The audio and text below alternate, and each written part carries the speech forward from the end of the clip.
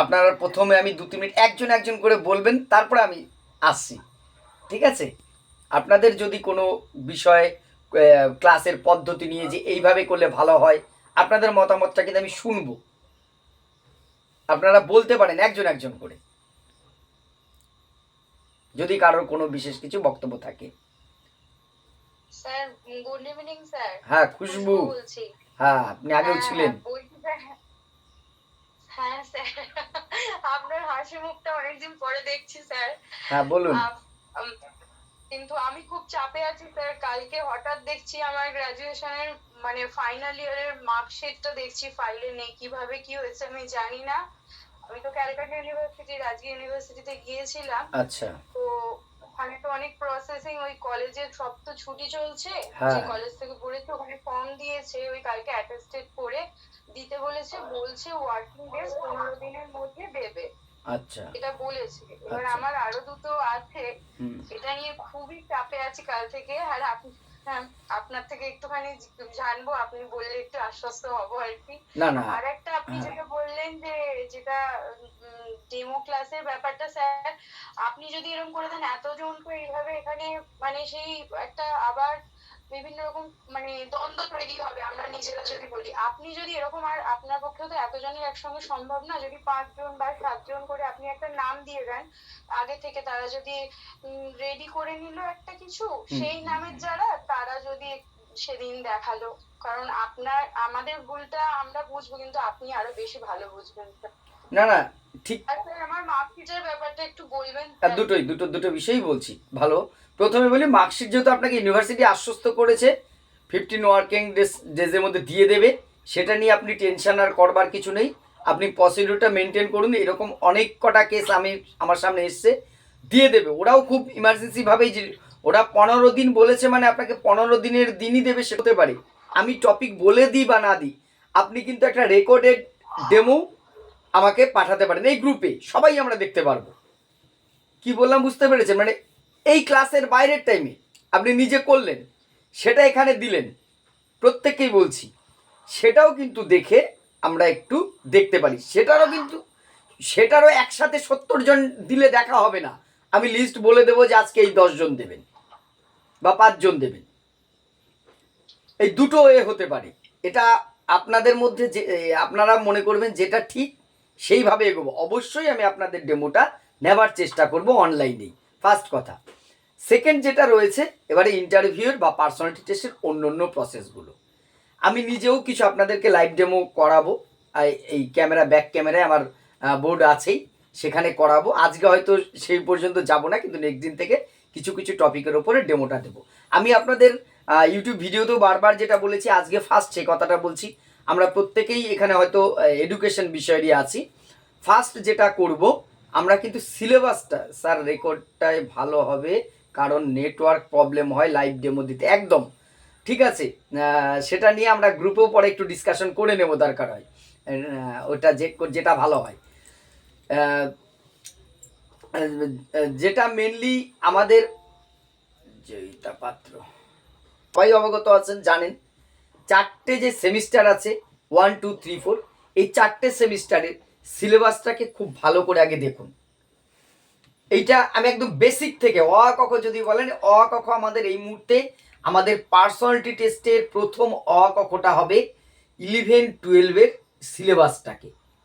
এইটাকে কিন্তু মানে আমি মোটামুটি একটা এমন জায়গায় থাকবো, যে কোনো সেমিস্টার থেকে আমি একটা ডেমনস্ট্রেশন দেওয়ার যোগ্যতা আমার আপনাদের আছে। আমি যোগ্যতা নিয়ে প্রশ্ন তুলছি না, কিন্তু আমরা মোটামুটিভাবে 2 মিনিট টাইম পেলে, মাইক্রোফোন অফ করে রাখবেন, হ্যাঁ, যাদের মাইক্রোফোনটা অন আছে অফ করুন। 2 মিনিট টাইম পেলে, উইদিন 2 মিনিট আমি এনি সেমিস্টারের অন্তত একটি দুটি টপিক থেকে একটা ক্লাস করতে পারবো। এই প্রস্তুতিটা কিন্তু আমাদেরকে ফার্স্ট দিন বলছি, এটা কিন্তু আমাদেরকে নিতে হবে। সিলেবাসটা নিশ্চয়ই আপনাদের আছে, যদি না থাকে আমি আপনাদেরকে প্রোভাইড করব সিলেবাসটা গ্রুপে, ঠিক আছে। আর সেকেন্ড যেটা, আমাকে আজকেই একজনা মানে অনেকবার ফোন করছিলেন, ধরলাম শিলিগুড়ি থেকে, যে স্যার পার্সোনালিটি থেকে আমার আমি সাবজেক্টের বাইরের বিষয় তো বলবোই, কি কি বিষয়গুলো আমরা দেখে যাব, সাবজেক্টের কোন কোন বিষয় থেকে বেশি প্রশ্ন ধরতে পারে জেনারেলি। এটা আমার ব্যক্তিগত অভিজ্ঞতা থেকে বলছি, আমাকে ম্যাক্সিমাম প্রশ্নগুলোই ধরেছিল সেটা হচ্ছে ইভ্যালুয়েশন চ্যাপ্টার থেকে। সাবজেক্টিভিটি, রিলায়েবিলিটি, ভ্যালিডিটি, এই যে এই টপিকগুলো, অবজেক্টিভিটি, এই টপিকগুলো থেকে। তার বাইরেও অন্য অন্য যাদের অভিজ্ঞতা, অনেকে হয়তো ইন সার্ভিস আছেন, তারা জানেন অন্যান্য টপিকের মধ্যে এই মূল্যায়ন কৌশলটা তো খুব গুরুত্বপূর্ণ। আর শিখন কৌশল, সাইকোলজিক্যালি বেসের যে শিখন কৌশলটা, অনুবর্তন, অপানুবর্তন, গেস্টাল্ট, কমন জিনিস। দেখুন এডুকেশন সাবজেক্টের আর যেটা সাল তারিখ যেটা আছে, দেখুন একটা জিনিস খেয়াল করবেন, আমাদের এসএলএসটির এবারের প্রশ্নে কিন্তু 60খানা এমসিকিউতে কোথাও কোনো সাল তারিখের প্রশ্ন দেয়নি, তাই না? আমরা এত পড়ে গেছি সবাই, কত সালে কোন কমিশন, কত তারিখ, কি হয়েছিল, অনেক জেনে গেছি আমরা, সেখান থেকে কিন্তু আমরা কোনো প্রশ্ন পাইনি। এই ইন্টারভিউ বোর্ডে কিন্তু আপনাকে কমিশনগুলো থেকে কিন্তু প্রশ্ন ধরার একটা সম্ভাবনা থাকে। এবার আগেই বলছি, স্যার স্ট্যাটিস্টিক্স নিয়ে ডেমো দিতে বলতে পারে, পারে না বলে কিছু হয় না, দিতেই পারে, সেটাই আসছি আমি। এবারে এই সাল তারিখ, অর্থাৎ আমাদের যে একদম ব্রিটিশ ইন্ডিয়া থেকে একদম শ্রীরামপুর ত্রয়ী থেকে শুরু করে আমাদের জাতীয় শিক্ষানীতি 1986 বা 2020 এই পর্যন্ত যে প্রত্যেকটা কমিশন বা শিক্ষা নিয়ে যে বিভিন্ন উদ্যোগগুলো হয়েছে সরকারি স্তরে, তার সাল তারিখগুলো, নামগুলো আমরা একটু কিন্তু জেনে রাখবো। যেমন হান্টার কমিশন কত সালে হয়েছে, স্যাডলার কমিশন কত সালে হয়েছে, সভাপতি কে, ঠিক আছে, কোন উদ্দেশ্যে হয়েছে, প্রত্যেকটা কমিশনের ইম্পর্টেন্ট, মুদালির কমিশনের ইম্পর্টেন্ট জিনিস কোনটা, যে সপ্তপ্রবাহ, বহুমুখী উদ্দেশ্যসাধক বিদ্যালয়, অপারেশন ব্ল্যাকবোর্ড কী জিনিস, এই যে প্রত্যেকটা জিনিসের সাথে সম্পর্কযুক্ত বিষয়গুলো কিন্তু ইম্পর্টেন্ট। এইগুলো থেকে টুকটাক টুকটাক প্রশ্ন কিন্তু ধরার সম্ভাবনা আছে। স্যার এমএতে যে স্পেশাল পেপার ছিল, একদম একদম একদম আমি আসছি, এটা ভালো প্রশ্ন করেছেন। এর বাইরে এই একটা প্রশ্ন কিন্তু অনেককে জিজ্ঞেস, আপনার স্পেশাল পেপার কী ছিল এমএতে? আমরা প্রত্যেকেই মাস্টার ডিগ্রি করা আছি, এমএতে প্রত্যেকের একটি স্পেশাল পেপার থাকে। যার যেটা স্পেশাল পেপারটা আছে না, সে একটুখানি তার বেসিকটা আছে, আপনাদের সবাইরই স্পেশাল পেপার শুধু নয়, সব পেপারের একটা ভালো ধারণা আছে। স্পেশাল পেপারটা সম্পর্কে কিন্তু একটা স্পেসিফিক ধারণা আমরা রেখে যাব। মোটামুটি এই জিনিসগুলো আমার সাবজেক্ট থেকে। এবার সাবজেক্টের বাইরে প্রথমেই বলি, আমাদের পার্সোনালিটি টেস্ট বা ইন্টারভিউয়ের কিন্তু নির্দিষ্ট করে সিলেবাস নেই। আমরা 60 নম্বরের এমসিকিউ রিটেন যেটা দিয়েছি, তার একটা নির্দিষ্ট সিলেবাস ছিল। হ্যাঁ, সিলেবাসের বাইরে থেকে কোনো প্রশ্ন দিয়েছে সেগুলো থাকতে হবে। স্যার পার্সোনালিটি টেস্টে যেগুলো কোশ্চেন হতে পারে সিলেবাসে, আচ্ছা পুরোটা পড়তে পারলাম না, পরে দেখছি। এবারে তার কিন্তু কোনো নির্দিষ্ট সিলেবাস আমাদের নেই। সিলেবাস যেহেতু নেই, কোথা থেকে প্রশ্ন ধরবে সেটা নিয়ে কিন্তু নির্দিষ্টভাবে আমি বা আরও যারাই এই সম্বন্ধে চর্চা করছেন, যে সমস্ত শিক্ষক শিক্ষিকারা, স্যার আমি বিএড করে এমএড করেছি, আমার কোনো স্পেশাল পেপার ছিল না, কোনো চাপ নেই, আমি আসবো, তাদের কথাও বলবো। ফলে সেই কোথা থেকে প্রশ্ন ধরবে সেটা কিন্তু আমরা ক্লিয়ার নই, আমরা নিশ্চিত নই কেউ। কিন্তু শিক্ষা সংক্রান্ত বিষয় আপডেটগুলো আপনাকে কিন্তু রাখতে হবে। কীরকম আপডেট? যেটা আমি এর আগে একটি ভিডিওতে বলেছি, এখানে আরও একটু ক্লিয়ারলি বলছি। যেমন ভারতবর্ষের সাক্ষরতার হার, আমাদের রাজ্যের সাক্ষরতার হার, কোন রাজ্যের সাক্ষরতার হার সবচেয়ে বেশি, কোন রাজ্যের সাক্ষরতার হার সবচেয়ে কম, আপনি যে জেলার অধিবাসী সেই জেলার সাক্ষরতার হারটা, আপনার জেলার বিখ্যাত জিনিসটা। যেমন আমি তখন রিজিয়ন ছিল, এখন তো রিজিয়ন নেই। স্যার আমারও এমএড, আমাদের কোনো স্পেশাল পেপার চাপ নেই, আমি আপনাদেরটা ক্লিয়ার আগে করে দিই। যারা বিএড এমএড করে এসছেন, দেখুন আপনাদের স্পেশাল পেপার নেই, সেই কোয়ালিফিকেশনটা তাদের কাছে রয়েছে। এবার এখান থেকে অন্যরকম প্রশ্ন আপনাকে ধরতে পারে, সেটা আমি আসছি, ঠিক আছে, সেটা আমি আসব। এবারে বিডিএ বিষয়ে চেষ্টা করব। আপনার যে আমাদের সময় রিজিওনাল ছিল, এখন তো এসএলএসটি, আরএলএসটি ছিল তখন। আরএলএসটি জোন ছিল, যেমন নর্দার্ন রিজিয়ন ছিল, নর্থ বেঙ্গলের ডিস্ট্রিক্ট উইথ মুর্শিদাবাদ মিলে একটা রিজিয়ন। আমাদের এই নদিয়া মুর্শিদাবাদ, এইটা এই নদিয়া নর্থ চব্বিশ পরগনা যেমন সাউথ ইস্টার্ন। আমার বেঙ্গলিতেও আমি আছি, তাহলে কি বেঙ্গলি থেকে কোশ্চেন সাধারণত করবে না, আপনি এডুকেশনের শিক্ষার্থী হিসেবে যাচ্ছেন, সেই বিষয়ে করবে। রিজনগুলো ছিল। আমি যখন ইন্টারভিউ, এবার অনেকে হয়তো বললেন স্যার আপনাকে কি দুনিয়া শুদ্ধ প্রশ্ন করেছিল? আসলেই হয়তো তাই।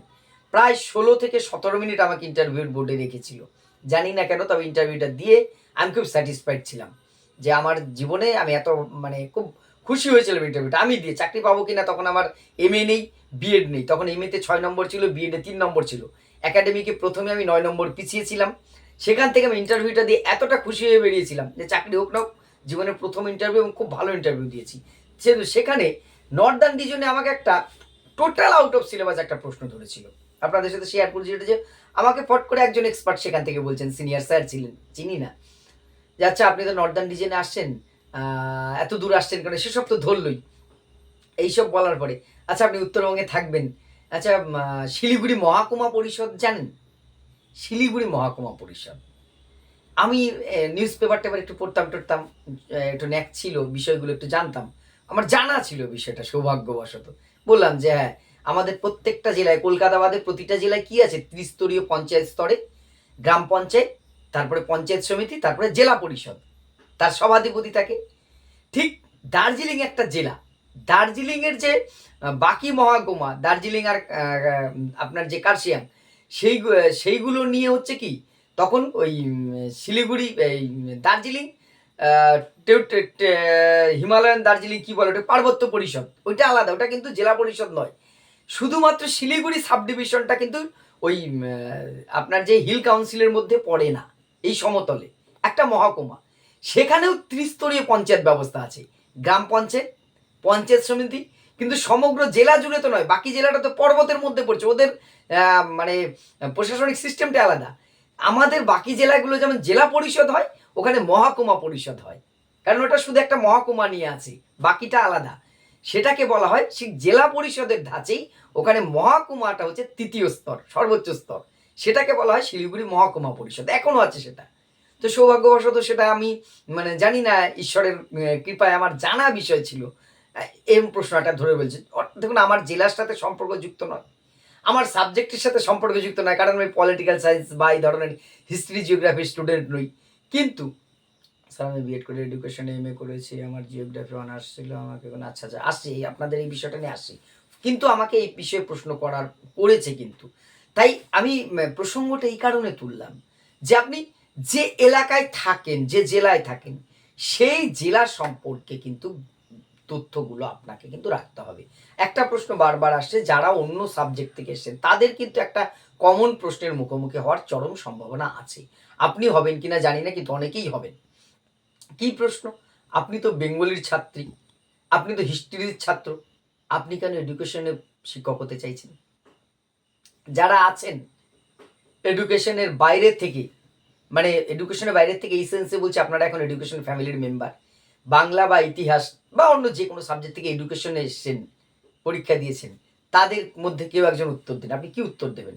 আপনাকে প্রশ্ন করছি আমি, ইন্টারভিউয়ার, যে আচ্ছা আপনি তো বাংলা বা ইতিহাসের ছাত্র বা ছাত্রী, আপনি কেন এডুকেশনে এমএ করে এডুকেশনের শিক্ষক হতে চাইছেন? দেখি আপনাদের উত্তরটা আমি আগে নিই, তারপরে আমি দেখি বলছি। বলুন, এইমাত্র যে কমেন্ট করলেন বাংলায়, বলুন। স্যার আমার জিওগ্রাফি ছিল, আমি চেঞ্জ করে তো এডুকেশনে দিয়েছি। হ্যাঁ। স্যার অ্যাকচুয়ালি আমার মানে আমি মনে মনে প্ল্যান করেছি এরকম বলবো যে আমি যখন বিএড করেছি তখন আমার এডুকেশন সাবজেক্টটা কাছাকাছি, আমি এডুকেশন সাবজেক্টটাকে পেয়েছি, জানতে পেরেছি, এবং আমার সাবজেক্টটাকে ভালো লেগে গেছে। তো তারপরে আমি বিএড এর পরে আমি ডিসিশন নিলাম যে আমি এডুকেশনে এমএ করব, এবং এমএ করেছি, এবং তারপরে ফার্দার স্টাডিজও আমি এই এডুকেশনের উপরেই করতে চাই এবং করছি। বাহ, যথেষ্ট ভালো উত্তর। আর আপনার আমি একজন বললেন জিওগ্রাফির থেকে, আর একজন বেঙ্গলির থেকে বললেন এমএড করে এসছেন, বলুন আপনি উত্তরটা দিন। একই উত্তর না অন্য কিছু আছে? হ্যাঁ স্যার, আমি এরকম ধরনের জিজ্ঞেস করেছিলাম, মানে যদি জিজ্ঞাসা করতো, কারণ আমারও বিএড করতে করতে আমার এডুকেশন সাবজেক্টে একটু ইন্টারেস্ট জন্মায়, এবং আমি এখনো যদি কিছু করতে চাইলে এডুকেশনটাকেই বেছে নেব, ঠিক, এটাই বলতাম। আচ্ছা আর কেউ বিকল্প আছে, আর কোনো উত্তর? তারপর আমিও আপনাদের সাথে একমত হয়ে বা দ্বিমত হয়েও বলবো কিছু। আচ্ছা ঠিক আছে, আপনারা দুজন যে, হ্যাঁ বলুন বলুন। হ্যাঁ, প্রথমেই তো বলবো স্যার এডুকেশন সাবজেক্টটা অবশ্যই ভালো লাগে। এছাড়াও এর বাইরে এডুকেশনটা অনেকগুলো সাবজেক্ট আমরা জানতে পারি, সোশিওলজি সম্বন্ধে জানতে পারি, ফিলোসফি, সাইকোলজি, ইভালুয়েশন, মেজারমেন্ট, তো অনেকগুলো সাবজেক্টের সমষ্টি এই এডুকেশন সাবজেক্ট। সেই কারণে আমাদের যেমন ইংলিশ বাংলা শুধুমাত্র এই পার্টিকুলার একটা সাবজেক্ট নিয়েই আমরা জানতে পারি, কিন্তু এডুকেশনটা সম্পূর্ণ আলাদা বাকি সাবজেক্ট থেকে, যেখানে আমরা এতগুলো সাবজেক্ট সম্বন্ধে ধারণা পেতে পারি। সেই কারণে এডুকেশন সাবজেক্টটা আমার খুব ভালো লাগে, এই জন্য এই ফিল্ডে আমি আসতে চেয়েছি। বাহ, এটাও ভালো উত্তর, যথেষ্ট ভালো উত্তর। কিছুটা ব্যতিক্রমী আছে। একদম আপনারা তিনজনা যে মতামতটা দিলেন, আপনাদের প্রত্যেকের মতামতকে আমি শ্রদ্ধা জানাচ্ছি এবং যথেষ্ট সঠিক। এবার আপনার জায়গায় যদি আমি কিন্তু এই যে এখন এই প্রশ্নটা করছি না, আমি কিন্তু আগের থেকে কোনো প্রিপারেশন নিয়ে নই। আমার মনে হলো যেটা, যদি আমি স্টুডেন্ট হতাম এখানে, আপনাদের মতো করেই বলতাম, হয়তো আমি এইভাবে বলতাম আমি ধরুন বাংলার থেকে এসেছি, যদি আমি নিজে একদম পিওর এডুকেশনের ছাত্র 11 থেকে পড়েছি, আমার ক্ষেত্রে যেটা উত্তর হবে যে হ্যাঁ স্যার, স্যার বা ম্যাডাম যারাই আছে, আমি বাংলার বাংলার বা ইতিহাস জানি হই না কেন, আমি ওই স্টুডেন্ট। আমার ছোটোবেলার থেকে বা মাধ্যমিকের পরের থেকে একটা স্বপ্ন ছিল শিক্ষক হবার। সেই উদ্দেশ্যে আমি বিএড বা এমএড যাই করেছি। বিএড করার পরে যখন আমি এই সাবজেক্টটাই আসলাম, তখন দেখছি যে এই সাবজেক্টে আমি সরাসরি শিক্ষার্থীকে জানতে পারছি। এবং শিক্ষক বা শিক্ষিকা হতে গেলে একজন শিক্ষার্থী বা ছাত্রছাত্রীদের জানাটা বেশি দরকার। আমি আমার সাবজেক্টে বাংলা বা ইতিহাস হয়তো আমি এই বিষয়টাই ছাত্রদের পড়াতে পারতাম, কিন্তু এডুকেশন এমন একটা সাবজেক্ট যেটা আমাকে কি করছে, একজন শিক্ষার্থীর চাহিদা, তার মানসিকতা, তার আচরণ, তার উন্নতি, তার অবনতির কারণ, তার অসুবিধা, সব কিছু মনে হচ্ছে আমি সরাসরি জানতে পারছি। এইটা দেখার পর আমার শিক্ষক হওয়ার স্বপ্নটা সার্থক কিভাবে হবে, তার যেন একটা মানে সোনার কাঠি আমি হাতে পেয়েছি। আমি এটাকে আর হাতছাড়া করতে চাইনি। আমি এই জন্যই আমি সেই বিষয়ের প্রতি শ্রদ্ধা রেখেও কিন্তু আমি এডুকেশন বিষয়টাকে বেছে নিয়েছি। এবং আমার মধ্যে অন্তত এটা মনে হয়েছে, আমি যদি একজন সঠিক পরামর্শদাতা পেতাম, তাহলে আমি অবশ্যই এই বিষয়ে অনার্স করতাম। তবে আমি শিক্ষক হব কিনা জানি না বা শিক্ষিকা হব কিনা জানি না, আমি কিন্তু এডুকেশন বিষয়টার সাথেই বাকি জীবনটা থাকতে চাই। আমি হলে হয়তো প্লাস মাইনাস এমন কিছুই বলতাম। আপনারা যেটা বলেছেন সেটা কিন্তু ভুল নয়, সেটা কিন্তু যথেষ্ট ভালো বলেছেন। আপনাদের আমি প্রথমেই বলেছি, আপনাদের মন্তব্য মতামতকে সম্পূর্ণ শ্রদ্ধা রেখে বলছি। এবার আমারটা আপনি বলবেন, তা কিন্তু আমি কখনোই বলবো না। আমার সব কথা আপনার ভালো লাগবে সেটা কখনো হতে পারে না, সেটা সম্ভবও নয়, সেটা বাস্তবও নয়। কারণ কি, আমরা প্রত্যেকেই যারা এডুকেশনে আছি এটুকু অন্তত আমরা জানি, এডুকেশন কিন্তু এমন একটি সাবজেক্ট যে কি করে, সরাসরি একজন শিক্ষার্থীকে চিনতে জানতে সাহায্য করে। এই জন্যই তো যে কোনো সাবজেক্টেরই টিচার হই না কেন, তাদের কিন্তু এডুকেশন পড়তেই হয়। বিএড, ব্যাচেলর অফ এডুকেশন, আমি ইতিহাসের হই, ফিলোসফির হই, আর বাংলার হই, আমাকে এডুকেশন পড়তেই হচ্ছে। তাহলে আমি মানে এই কথাগুলোকে আপনি আপনার মতন গুছিয়ে নেবেন। আমি বলছি না আমার কথাগুলো বলতে, যে আমি মানে ভায়া হয়ে একজনের কাছ থেকে একটা জিনিস কিনছিলাম, দোকানটা চিনতাম না, ভায়া হয়ে কিনছিলাম, সে মাঝখান থেকে কমিশন খেয়ে নিচ্ছিল। আমি এবার পরে দোকানটা ডাইরেক্ট চিনে গেছি, আমি তো তার কাছ থেকে কিনবো, আমি কমিশন কেন দেবো? আমি সরাসরি বিষয়ের মধ্যে শিক্ষার্থীকে জানার চাবিকাঠিরা যে সাবজেক্ট আমাকে দিয়েছে, আমি তো সেই সাবজেক্টটাকে ভালোবাসবই। আর আমি সম্পূর্ণ ভালোবেসে এই সাবজেক্টটাতে এসেছি। অনেকে এসছেন এমএড করে চলে এসছেন, তাদের ক্ষেত্রে স্পেশাল পেপার নেই, এটা একটা বড় সমস্যা। আপনাদের স্পেশাল পেপার যেহেতু নেই, সে নিয়ে আপনাদের প্রশ্ন করারও ব্যাপার নেই। আপনার ইন জেনারেল বিষয় নিয়ে কিন্তু প্রশ্ন করবে, যেটা আমি পড়িনি সেটার থেকে তো আমাকে প্রশ্ন এক্ষেত্রে করে, আমার তো স্পেশাল পেপার নেই, সেটা স্যার ম্যাডামরা জানেন যারা এক্সপার্ট আছেন, ফলে সেটা নিয়ে কিন্তু প্রশ্ন করবার কোনো জায়গা আপনার নেই। স্যার, এমএডি যে ডিজার্টেশন পেপার হয়েছে রিসার্চ টাইপের, যেটা সেটা থেকে কি কোশ্চেন করতে পারে? দেখুন, অতটা ডিপলি সাধারণত প্রশ্ন হয় না ইন্টারভিউয়ে, কারণ প্রত্যেককে ইন্ডিভিজুয়ালি কে কোন কোর্স করে এসছে, কি এসছে, সেভাবে করে কিন্তু দেখুন, আমি যখন, আপনি একবার নিজেকে ওইখানে, আপনি যখন ইন্টারভিউয়ার, আপনি কিন্তু মোটামুটি একটা না 10-15টার বেশি প্রশ্ন আপনার মাথায় থাকবে না।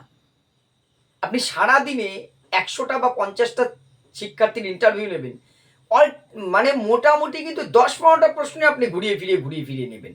যখন ওরাল বা ভাইভা পরীক্ষা হয় স্কুলে, ওই একজন টিচার কিন্তু 10টা-15টা প্রশ্ন, এই ছাত্রকে দুটো এখান থেকে, এই আগেরটা পরে, পরেরটা আগে, এই করেই কাটিয়ে দেন। এটাই নিয়ম। প্রত্যেককে ইন্ডিভিজুয়ালি স্টাডি করে ইন্টারভিউ অ্যাকচুয়ালি সেভাবেই নেওয়া উচিত, কিন্তু সেভাবে তো সম্ভব নয়। আমরা জানি যে এবার কত শর্ট টাইমের মধ্যে এতগুলো শিক্ষার্থীর ইন্টারভিউ হবে, ফলে সেখানে কিন্তু অত ডিটেলস আসবে না, আমরা অতটাও চাপ নেব না। দেখুন, ইন্টারভিউ কয়েকটা বেসিক জিনিস আছে, আমি বেসিক থেকে আবার আসছি। আপনাদের লাস্ট 10 মিনিট আমি আবারও সময় দেবো আপনাদের কোয়ারিগুলো আমি স্যার আমার ডব্লিউবি সেট ক্লিয়ার আছে এটাকে ইন্টারভিউ বোর্ডে বলবো। আচ্ছা, এডুকেয়ার নামটা তো দেখতে পাচ্ছেন, এডুকেটর, বাহ ভালো নাম। যেটা আমি বলছি, আপনাদের এই কোয়ালিফিকেশনগুলো আপনি সুযোগ পেলে বলবেন। অনন্যা রায়, আপনি সুযোগ পেলে বলবেন। কেন সুযোগ পেলেন? আমাকে আপনি জিজ্ঞাসাই করেননি আমার জামার দামটা কত, তাই তো? আমি উপযাজককে কেন বলতে যাব এই এসছি তোমার বাড়ি নেমন্তন্ন খেতে, আজকে একটা 1300 টাকার জামা পরে এসছি? সেটা খুব একটা ভালো বেমানান হয়ে যায়। যদিও দামের সাথে কোয়ালিফিকেশনকে আমি গোলাচ্ছি না, অসম্মান করবার জন্য বলছি না, কিন্তু যদি আসে বাহ তোমার শার্টটা তো ভালো, কীরকম দাম গো, তখন আমি দাম, কোন শপিং মল বা কোন ব্র্যান্ডের কোন দোকান, আমি কিন্তু এই জামাটার সম্বন্ধে আরও অনেক কিছু বলতে পারি। এটা ওই দোকান থেকে কিনেছি, এটা 1300 টাকা নিয়েছে, এর একটা না অল্টারনেটিভ ব্র্যান্ড আছে ওই দোকানগুলোতে পাওয়া যায়, ওটা কিন্তু ডুপ্লিকেট। দেখুন, আপনি জামার সম্বন্ধে অনেক কিছু বলতে পারছেন। এবার যদি আপনার স্কোপ আসে, আপনাকে জাস্ট সে ব্যাপারে জিজ্ঞাসাই করেনি, ডাইরেক্ট যাওয়ার পরে আপনাকে বসতে বলেছে, আপনি প্রশ্ন করছে, আপনি সেখানে স্কোপ পাচ্ছেন না, কিন্তু আপনার মাথায় কাজ করছে যে আমি নেট বা সেট কোয়ালিফাই আমাকে জানাতেই হবে, জোর করে জানাতে যাব না। স্কোপ যদি আসে, আপনি কি করছেন, হ্যাঁ হ্যাঁ হ্যাঁ নিজের সম্পর্কে বলুন, এই সম্পর্কে এই বিষয়টা বলা যায় নিশ্চয়ই। এবার সবাইকে তো বলবে না নিজের সম্পর্কে বলতে, সবাইকে কিন্তু বলবেন, এটা ভাববেন না। হয়তো আপনাকে করতে পারে, তখন নিজের সম্পর্কে বলতে বললে অবশ্যই বলবেন, বা আপনি এখন কি করছেন, আপনি এখন কি করছেন, তখন নিশ্চয়ই বলবেন আমি প্রিপারেশন নিচ্ছি, এর মাঝখানে আমি সেট কোয়ালিফাই করেছি বা নেট কোয়ালিফাই করেছি, তার সাথে এই করছি। কিন্তু আমাকে এ প্রসঙ্গে আমাকে নেয়নি, আমি চান্স খুঁজছি যে আমি কি করে মানে সেই আমার হাতে মাদুলি আছে কি করে আমি দেখাবো, সেইটা কিন্তু করতে যাব না আমরা, এটা মাথায় রাখবেন। কিন্তু স্কোপ পেলে আপনার নেট সেট বা অন্য কোনো এক্সট্রা যদি কোয়ালিফিকেশন অ্যাক্টিভিটি থাকে, ম্যাডাম বা স্যার আপনারা নিশ্চয়ই বলবেন। আশা করি ক্লিয়ার করতে পেরেছি। তারপরেও যদি ডাউট থাকে আপনারা বলবেন। এবারে ইন্টারভিউয়ে যে বেসিক বিষয়টা আমি বারবার বলছি, আপনার উপস্থিতিটা কিন্তু সবচেয়ে ইম্পর্টেন্ট। হ্যাঁ, ওয়েলকাম। আপনার উপস্থিতিটা কিন্তু সবচেয়ে বড় ব্যাপার। উপস্থিতি বলতে আপনি এটা ভাবতেই পারেন, স্যার আমি ইন্টারভিউ দিতে আমি তো উপস্থিত হবই। প্রবেশ করাটা আমি ধীরে ধীরে ক্লাসগুলোতে পড়ো, আজকে ফার্স্ট ইন্ট্রোডাকশন ক্লাস প্রথমেই বলেছি, ধীরে ধীরে আমি চেষ্টা করব যতটা সম্ভব আমার দ্বারা দেখানোর। এডুকেশন সাবজেক্ট পড়ে আর কোন কোন আচ্ছা আসছি পরে, ধীরে ধীরে আমি দেখানোর চেষ্টা করব যে প্রবেশ থেকে প্রস্থান, এই 5, 6, 7, 10 আমার মতন 16-17 মিনিট যে কম মিনিট আপনাকে রাখবে, আপনি কতটা, স্যার আমরা যারা টিউশন করাই তা কি বলা যাবে? একদম তাই স্যার, যাদের কি সবাইকে আচ্ছা এটা পরের পয়েন্ট আমি পড়তে পারিনি। টিউশন পড়াই, ওইটা আগে ক্লিয়ার করি, আমি আমারটাই আসি। যারা টিউশন পড়ান নিশ্চয়ই উল্লেখ করতে পারেন, নিশ্চয়ই কীভাবে উল্লেখ করবেন সেটা আমি পরবর্তী সময় নিশ্চয়ই, আজকে না হোক অন্যদিন নিশ্চয়ই বলবো। টিউশন পড়ানোটা শিক্ষকতার একটা ভালো গুণ, কিন্তু আপনি সেটাকে কি করে পজিটিভলি উপস্থাপন করবেন সেটাও বলবো। এই প্রশ্নটা করলেই আপনারা সামনে আর একটা প্রশ্ন ধেয়ে আসবে, আপনি এই টিউশনকে সমর্থন করেন কিনা, শিক্ষক হওয়ার পর আপনি পড়াবেন কিনা, এরকম বহু প্রশ্ন আসবে, কিন্তু সেগুলোর উত্তর আমি দেবো। আসছি যেখানটায় ছিলাম, যে আমি পরে দেখাবো একটা ডোর খুলে আমি যখন ঢুকছি, সেই ঢোকাটা থেকে বেরোনোটা পর্যন্ত কিন্তু আমি কটা প্রশ্নের উত্তর দিতে পেরেছি সেটা যেমন যতটা ইম্পর্টেন্ট, ঢোকা থেকে বেরোনো তার মাঝখানের টাইমটা আমি বোর্ডের সামনে থাকছি, এই উপস্থিতিটা 50%, আর বাকি 50% কিন্তু আমার উত্তর দেওয়া। ইন্টারভিউ বলছি, এটার মধ্যে ডেমনস্ট্রেশনকে ঢোকাচ্ছি না। কেন বলছি? অনেক সময় আমরা নার্ভাসনেস থেকেই হোক, দেখবেন যেটা হয় এই শপিং মল বা সোনার দোকান অন্য দোকানে পুশ আর পুল, টানুন আর ঠেলুন, এ নিয়ে গন্ডগোল আপনাদের কার হয়েছে জানি না, আমার আগেও হয়েছে, এখনো হয়, আমার একদম ফুল কনফিডেন্স ভবিষ্যতেও হবে। দরজা টানতে যে ঠেলে ফেলি, ঠেলতে যে টেনে ফেলি, এটা হয়। তার মানে কি, আমি কি এটুকু লেখা দেখে বোঝার ক্ষমতা নেই যে আমি স্যার আমরা যারা শিশুদের বেঙ্গলি মিডিয়াম স্কুলে পড়াই? অবশ্যই বলা যাবে ম্যাডাম, অবশ্যই বলা যাবে। এবারে কোন দিকে ঠেলতে হবে, টানতে হবে, কি হয়, কখনো এক্সাইটমেন্ট থেকে, কখনো হয়তো দোকানটা একটু ভিড় হচ্ছে, তার তড়ি করে বেরোতে যাবো, আমি গন্ডগোল করে ফেলি। ঠিক তেমনই যখন আমরা একটা ইন্টারভিউর মতন জায়গায় যাচ্ছি, আমি আপনাদের এই 1 মাস ধরে 1.5 মাস ধরে যতদিন ইন্টারভিউ হবে 1000 বার বলবো আপনারা টেনশন নেবেন না, নার্ভাস হবেন না। তারপরেও আমি বলছি, আমি 18 বছর চাকরি করার পর আমি কালকে ইন্টারভিউ দিতে যাই, আমি নার্ভাস হব, 100% নার্ভাস হব। আমি আপনাদের এত বলার পরেও এটা স্বাভাবিক, আপনাদের মধ্যে নার্ভাসনেস আসবে, যতটা কম হয় সেটা আমি আপনাদের সাথে থেকে চেষ্টা করব। কিন্তু ওই নার্ভাসনেস থেকে আমার ওই নার্ভাসনেসটা আমি সেখানে কিন্তু যতটা সম্ভব সম্বরণ করব। এখানে আমার ইমোশন, আমরা পড়েছি না ইমোশনাল ডেভেলপমেন্ট, আমরা তো প্রত্যেকেই ম্যাচিউর হয়েছি, আমার ইমোশনটাকে এখানে সংবরণ করতে হবে। ভয় নামক যে আবেগটা, প্রকোপটা আমার আছে, আমাকে নিয়ন্ত্রণ করতে শিখতে হবে। ফলে ওই যে দরজাটা ঠেলে ঢুকছি, অনেক সময় কি হয়, ওই কেমন ঠেলবো, এমন ঠেলে দিলাম যেন মনে হলো হুমড়ি খেয়ে কেউ ভেতরে পড়ছে। এটা হওয়া মানে কি হচ্ছে, আমি প্রথমেই একটা সেম সাইড গোল দিয়ে তারপরে খেলা শুরু করলাম, তার মানে সেই 1 গোল আমাকে শোধ করতে হবে, তবে 0-0 হবে খেলার ফল, তারপরে খেলা শুরু হবে। তাহলে কোনোভাবেই আমি নিজের গোলে বল ঢোকাবো না, সেম সাইড গোল করবো না, নার্ভটাকে শান্ত রেখে ঢুকবো। ঢোকার পর যেটা হয়, চেয়ারটা একটা হাতলওয়ালা চেয়ার সাধারণত থাকে, কাঠের না থাকে, এখন ওই ফাইবারের চেয়ার থাকার সম্ভাবনা বেশি। আপনাকে বসতে বলেনি, আপনার নার্ভাসনেসও এটা হয়ে যাবে। বাড়িতে প্র্যাকটিস করতে হবে এখন থেকেই, নিজে নিজে মনে মনে, কেউ বুঝতেও পারবে না। ওই চেয়ারটা ঠিকঠাক আছে কিনা আপনাকে দেখতে হবে। আমি এগুলো দেখানোর চেষ্টা করবো, আগেই বলেছি, আজকে থিওরিটিক্যালি বলছি, প্র্যাকটিক্যালি চেষ্টা করবো। অনেক ক্ষেত্রে চেয়ারটা বাঁকানো আছে, আপনি ভাবলেন এমনি বাঁকানো আছে, আমাকে তো বসতে বলেছে। দুটো অপশন, এক বসতে বলেনি, আমি বসে পড়েছি, এটা একটা মাইনাস। আর দ্বিতীয়ত আমাকে বসতে বলেছে, একবার ভাবুন, চেয়ারটা দেখলেন অনেকটাই বাঁকানো, সামান্য হেরফের আছে অসুবিধা নেই, অনেকটাই বাঁকানো, এই দিক মুখ থাকার কথা, চেয়ারটা কিন্তু এইরকম রয়েছে, আমাকে তো বসতে বলেছে, আমি বসে পড়বো, এটাই স্বাভাবিক। সেক্ষেত্রে আমার কি করা উচিত বলুন?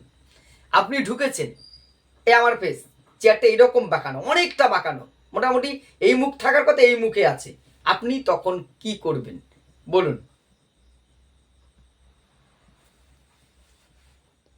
আপনাকে বসতে বলা হয়েছে, চেয়ারটা এরকম রয়েছে, আপনি কি করবেন? স্যার আমি আমাদের অনুমতি নিয়ে কাউন্ট না করে চেয়ারটাকে সোজা করব, ওনাদের অনুমতি নিয়ে কিন্তু।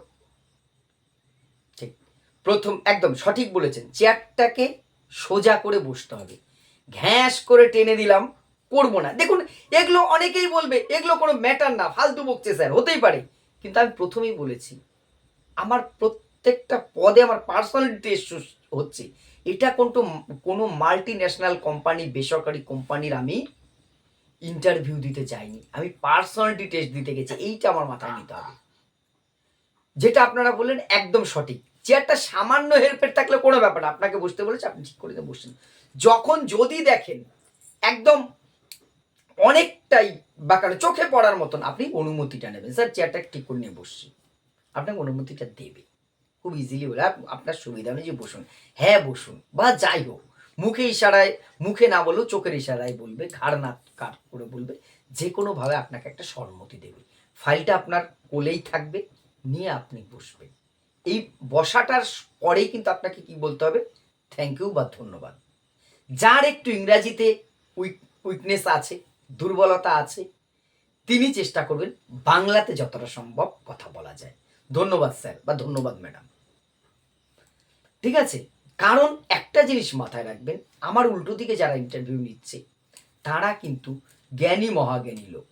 এইবার এইখানে একটা প্রশ্ন আসতে পারে, স্যার অ্যান্সার কি এত ভুল, তাদের যে কতটা নলেজ, এই অ্যাটিটিউডটা নিয়ে ভুলেও 1% এইটা নিয়ে হ্যাঁ গুড নুন বলবো তো, অবশ্যই অবশ্যই সেটা তো হয়, সেই অ্যাটিটিউডটা নিয়ে, সেই মানসিকতা নিয়ে কিন্তু আমরা ইন্টারভিউ যাব না, অগাধ রেসপেক্ট মাথায় নিয়ে কিন্তু আমি ঢুকবো, যে এই মানুষগুলি আমার থেকে অনেক জানে, আসলেই তারা জানে এবং অবশ্যই তারা জ্ঞানী, ঠিক আছে, বেঙ্গলি ইংলিশ দুটো ল্যাঙ্গুয়েজকে ইউজ করতে পারে, অবশ্যই পড়ানোর সময় পারেন। তারা অগাধ, আপনি উল্টো দিকের মানুষটার প্রতি শ্রদ্ধাশীল না হলে কিন্তু আপনি নিজের প্রতি শ্রদ্ধাশীল হতে পারবেন না। এটা সবসময় মাথায় রাখবেন, শুধু ইন্টারভিউর ক্ষেত্রে নয়, সব ক্ষেত্রেই। ফলে সেই ধারণাটা নিয়ে যাব। এবার আমি আমার যেমন ব্যক্তিগত থেকে বলছি, আমি ইংরেজিতে দুর্বল, আমার ভাষা বাংলা, আমি ইংরেজিতে দুর্বল থাকাটাই স্বাভাবিক, এতে লজ্জার কি আছে? আমি হিন্দিতে যা দুর্বল, আমি বাংলা যেটুকু বুঝি বলতে পারি, ব্যাস আমার ভাষা আমি পারি। তাহলে আমি ইংরাজি, যদি তারা এবার ইংরেজিতে সবটা আমাকে প্রশ্ন করতে শুরু করে, আমার কিন্তু, আমরা যতই ইংরেজিতে এক্সপার্ট হই না কেন, 90% শিক্ষার্থীদের, আমাদের মধ্যে অন্তত 90% আমাদের সমস্যা কিন্তু প্রপার ইংরাজিতে ইন্টারভিউটা দিতে অসুবিধা হবে, যতটা আমরা মাতৃভাষায় পারবো। অর্থাৎ আমি লুজ বল যদি দিয়ে দিই তাহলে তো ছক্কা মারবে, আমার দিক থেকে আমার কিন্তু লুজ বল যাবে না, এটা মাথায় রাখবেন একবার।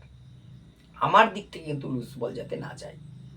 তারা দিলে আমাকে সেটা আলাদা ব্যাপার, গুগলি দিলে আমাকে ডিফেন্স করতে হবে, কিন্তু আমি নিজে বল করার সময় লুজ বল দিয়ে দেব না। স্যার কোনো প্রশ্নের উত্তর না পারলে আসছি, অবশ্যই কি বলবো, আসছি। এবারে ইন্ট্রোডাকশন শুরু হলো, কিভাবে শুরু হবে এর কিন্তু কোনো নির্দিষ্ট কিছু নেই। আপনার আগের জনকে স্যার পড়ানোর সময় কি ইংলিশ টার্ম, অবশ্যই পড়ানোর সময় আমাদের শিক্ষাবিজ্ঞান বিষয়ে ইংলিশ টার্ম আনতেই হবে, বলবেন, নিশ্চয়ই বলবেন।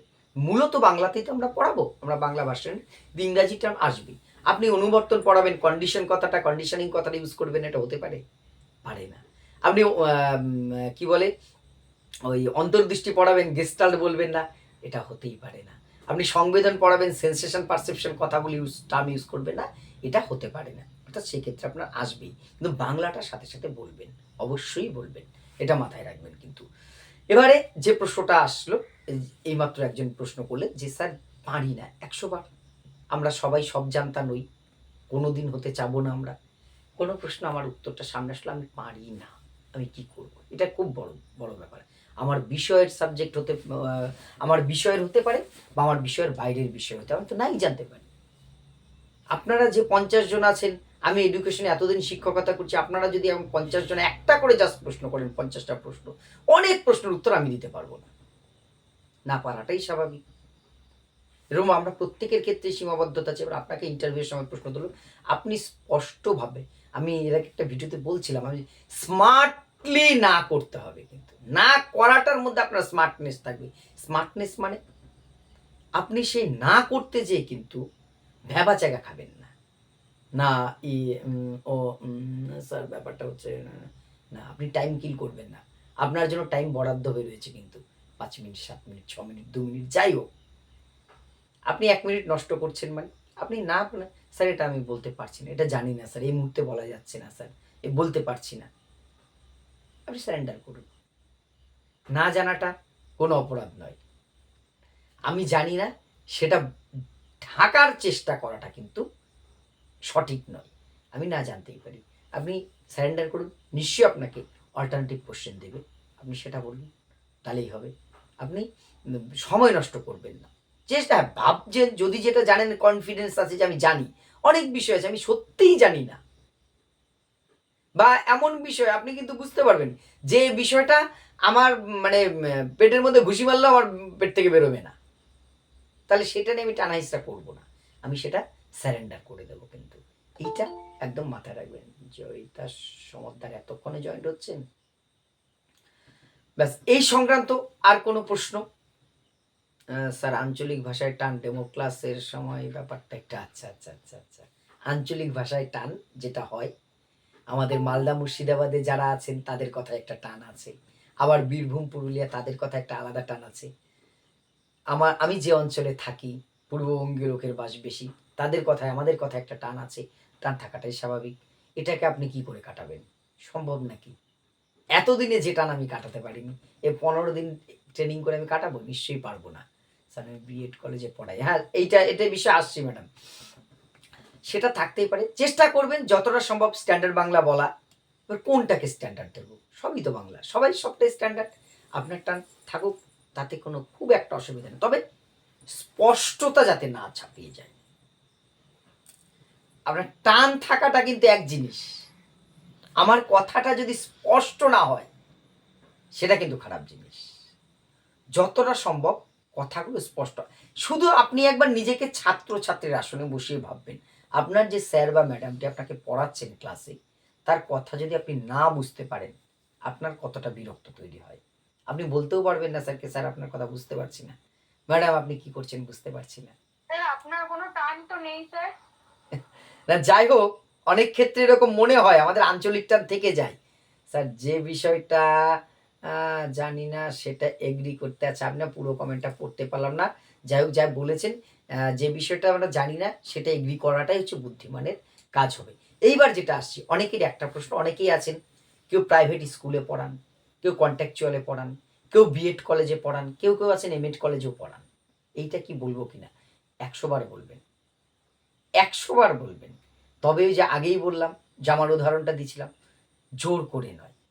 যদি দেখছেন যে এখানে বলার স্কোপ আছে, এখানে বলা যায়, আপনি নিশ্চয়ই বলবেন যে আমার, আপনি কি করেন, এই প্রশ্নটা কিন্তু কমন আপনাকে জিজ্ঞাসা করার 90% চান্স আছে। আপনি করেন আমি একটা প্রাইভেট স্কুলে পড়াই, আমি টিউশন করি। এইবার আপনাকে কি কোন বিষয়ে পড়ান আপনি, এবার দেখুন একটা, এইখানটা আপনাকে একটু সতর্ক করছি। অনেকেই আছেন স্যার প্রাইমারিতে জব করলে কি বলা যাবে, আর যদি সেটা প্রাইমারিতে জব করলে কেন বলা যাবে না, এটা তো আপনি গর্বের সাথে বলবেন, আপনি বাচ্চাদেরকে পড়ান, শিক্ষকতা করেন।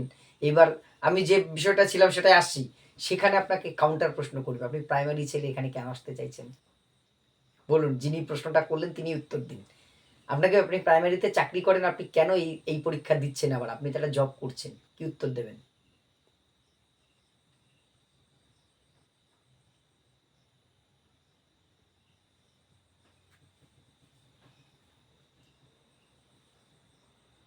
আমি কমেন্টটা কিভাবে রিপিট করতে হয় আমি তো বুঝতে পারছি না, আমি একটু শিখতে হবে আমাকেও, আমিও খুব ওই আপনাদের এসএলএসটি পড়ানোর সময় আমি এর সম্বন্ধে আমি খুব একটা এক্সপার্ট নই এই টেকনোলজিগুলো সম্পর্কে। একজন কমেন্ট করলেন যে আমি প্রাইমারিতে পড়াই, বলা যাবে কি না, স্বাভাবিকভাবেই বলা যাবে। এবার বলার পরে আপনাকে কাউন্টার প্রশ্ন তো করতেই পারে, আপনি তো একটা স্কুলে শিক্ষকতা করেন, সেটা ছেড়ে কেন আসতে চাইছেন, আপনার উত্তরটা কি হবে? হোম টাস্ক দিয়ে রাখলাম, আপনি নিশ্চয়ই শুনছেন, এই উত্তরটা কিন্তু আপনি রেডি করবেন, এই উত্তরটা কিন্তু রেডি করবেন। হ্যাঁ, আর একজন আপনার যে নেট জিআরএফ আছে, পিএইচডি করে ট্রাই করলেন না কেন? হ্যাঁ, এই প্রশ্নগুলো উত্তর তো আসবেই, আপনি যেটা প্র্যাকটিক্যাল সেটা বলবেন, ট্রাই করছি, বাস্তব পরিস্থিতিটা এই, আমার এখন একটা চাকুরির দরকার, একটা আর্থিক নিরাপত্তা দরকার, আর ছাত্রদের সাথে পড়াতে ভালোবাসি, এই জিনিসগুলো আপনি বলবেন নিজের মতো করে। যদি সমস্যা হয় মনে করেন, সেটা আমি আছি, আমি চেষ্টা করব। আর যেটা বলছেন যে টিউশনের ক্ষেত্রে, আমি টিউশন করি, যে জায়গাটার থেকে শেষ করলাম, আপনি কোন সাবজেক্ট পড়ান? অনেকেই আছেন যারা টিউশন, বিশেষ করে গ্রাম অঞ্চলে, স্যার ডেমো দেওয়ার সময় কি হাতে চলা বা হাত নাড়া যাবে? নিশ্চয়ই হাত, আমি পুরোটা কমেন্ট পড়তে পারছি না, তো বড় কমেন্ট স্কিপ হয়ে যাচ্ছে, কমেন্টগুলো বুঝতে পারছি না। হাত নাড়াচাড়া তো করে আপনাকে বোঝাতেই হবে, না হলে আপনি বোঝাবেন কি করে? নিশ্চয়ই করা যাবে। অনেকে আমরা বিশেষ করে গ্রামে যারা টিউশন করেন, শুধু এডুকেশন পড়ালে ছাত্র আসে না, সাথে সাথে হয়তো কেউ পলিটিক্যাল সায়েন্স পড়ায়, কেউ ইতিহাস পড়ায়, কেউ বাংলা পড়ায়, কেউ 4-5টা সাবজেক্টও পড়ায়। কি এমন আছেন কেউ যারা এরকমভাবে পড়ান? অঙ্ক টঙ্কও করায় অনেকে, আছেন? আছেন। তাহলে আপনাকে তো এবার প্রশ্নটা করবে, আপনি কোন সাবজেক্ট পড়ান? আপনি কিন্তু সাবজেক্টের বাইরে যাবেন না, আমার সাজেশন থাকবে সাবজেক্টেই থাকবে। আমি হ্যাঁ, স্যার একটা আমার প্রশ্ন আছে স্যার, আমি একটা আইসিএসসি বোর্ডের মানে ইংলিশ মিডিয়ামে এডুকেশন নেই স্যার, এবার ওখানে ওদের ওই এসএসটি হিস্ট্রি জিওগ্রাফি এগুলো পড়ায়, কিন্তু দেখুন স্যার এগুলোর তো হিউজ সিলেবাস, যে কোনো জায়গা থেকে প্রশ্ন হতে পারে, আমি ওই জন্য এই রিস্কটা নিতে চাই না, আমি জানাতেই চাই না স্যার দরকার যে নেই আমি পড়াই। একদম। আর একটা জিনিস স্যার, আমি ইগনু থেকে ওই কি বলে সাইকোলজিতে এমএ করছি, বাহ, আমি এটাও কি জানানো জরুরি না, না জানালেই ভালো স্যার? মানে আমি আরেকবার এমএ করছি আর কি, কারণ যেহেতু সাইকোলজি এখন সেখানে অনেকটা ডেপথে গিয়ে বলবে আপনি এমএ করছেন, তাহলে এবার আমার এডুকেশনের বাইরে গিয়েও প্রশ্ন করতে পারে সাইকোলজি টেস্টে গিয়ে, কারণ ওনাদের তো অনেক বেশি নলেজ। এবার সেখানে কি না জানানোটাই ভালো? না দেখুন, ওখানে যারা থাকবেন তারা কিন্তু সাইকোলজির হিউজ নলেজ নিয়ে আসবেন এমন কিছু না। তারা একজন এডুকেশন এক্সপার্ট থাকবেন, বাকি দুজন নর্মাল বন্যমিনী একজন এরকম থাকবেন। আপনি সাইকোলজিতে এমএ করছেন এটা বললে কোনো তারা সাইকোলজি আপনার এডুকেশন বেস সাইকোলজির থেকে হয়তো প্রশ্নগুলো করবে, এইটা কিন্তু বলতে পারেন আপনি, কারণ সাইকোলজিটা আমার সাবজেক্টের বাইরে নয়। আমার তো মোটামুটি এডুকেশনের একটা মূল পার্ট হচ্ছে সাইকোলজি। আপনাকে তো সাইকোলজি রিলেটেড কিছু প্রশ্ন করতে পারে এডুকেশন থেকেই, বলতে পারেন। ঠিক আছে, এবার যেটা বলছিলাম, গ্রামগঞ্জে আমার সাথে অনেকে সহমত হলেন যে একসাথে অনেক স্টুডেন্ট অনেক সাবজেক্ট পড়াতে, কেউ কেউ হচ্ছে ম্যাথটা তো করাতে হয়, নাহলে গ্রামে ছাত্র পাওয়া যায় না। ঠিক আছে, এরপরে তো সায়েন্স পড়াই একদম, সেক্ষেত্রে কি করব। এবার যদি আপনি সায়েন্সের স্টুডেন্ট হন, পরে এডুকেশনে এমএ করে এডুকেশনে বসেছেন, আপনি বলুন, আপনি উত্তর দিতে পারবেন। অন্যথায় আপনি সাবজেক্টের বাইরে যাবেন না। আপনি বললেন, একবার ভাবুন কি কি পড়ান। আমি বললাম আমি স্যার জিওগ্রাফি, হিস্ট্রি আর এডুকেশনটা পড়াই। ওই তিনজনের মধ্যে একজন আছে যিনি মাদার জিওগ্রাফির প্রফেসর কোনো একটা কলেজের, তিনি বোর্ড নমিনি হয়ে বা এক্সপার্ট হয়ে ওখানে রয়েছে। ভাবুন একবার, তিনি হয়তো এমএড টেমেড করেছেন, কিন্তু ওনার মাদার সাবজেক্ট হচ্ছে জিওগ্রাফি। আপনাকে কিন্তু ঘিরে ফেলবে। আচ্ছা আপনি 10 পর্যন্ত পড়ান, উনার তো আপনার এডুকেশনের থেকে জিওগ্রাফিটা উনি বেশি ভালো জানেন। আচ্ছা বলুন তো হিমবাহের ক্ষয় কার্যের ফলে গঠিত এই হিমবাহটা অমুক ভূমিরূপটা কোন কার্যে হয় নদীর, হ্যান ত্যান। আপনি তো এডুকেশনের একটা মাইন্ড সেট আপ করে দিতে গেছেন ইন্টারভিউ। এই ফাঁকটা কে পাতলো? আপনি নিজে পাতলেন। স্যার এই বিষয়ে একটা কোশ্চেন করব। বলুন। স্যার টিউশনে যেরকম আমাদের যারা পড়াই, শুধু তো এডুকেশন পড়াই না, ইতিহাস ভূগোল টুগোলও পড়াই, কিন্তু স্যার যদি কোনো স্কুলে আমি পার্ট টাইম করি, আমাকে তো শুধু 11-12 এর এডুকেশন নিতে দেবে না, আমাকে বলবে ক্লাস 5 এর সায়েন্স পড়ানো, তো যে কোনো স্কুলে। স্যার সেক্ষেত্রেও তো আমাকে ওনারা ধরতে পারেন যে শুধু কি কোনো স্কুলে যখন পার্ট টাইমার আপনি, তাহলে শুধু কি শিক্ষা বিজ্ঞান পড়ান, নিজ ক্লাসে কোনো ক্লাস নিতে হয় না আপনাকে, সেক্ষেত্রে কি হবে স্যার? দেখুন, সাধারণত পার্ট টাইমার আমি যে স্কুলে করাই সেখানে একজন ফিলোসফির পার্ট টাইমার আছে, উনি কিন্তু ফিলোসফির বাইরে ক্লাস ওনাকে দেওয়া হয় না। এবার স্টাফ শর্টেজ থাকে, যেমন আমি এডুকেশন টিচার হলো, আমাকে 5, 6, 7 অন্য অন্য সাবজেক্ট পড়াতে হয়, কোথাও বাংলা, কোথাও ইতিহাস, কোথাও ভূগোল পড়াতে হয়।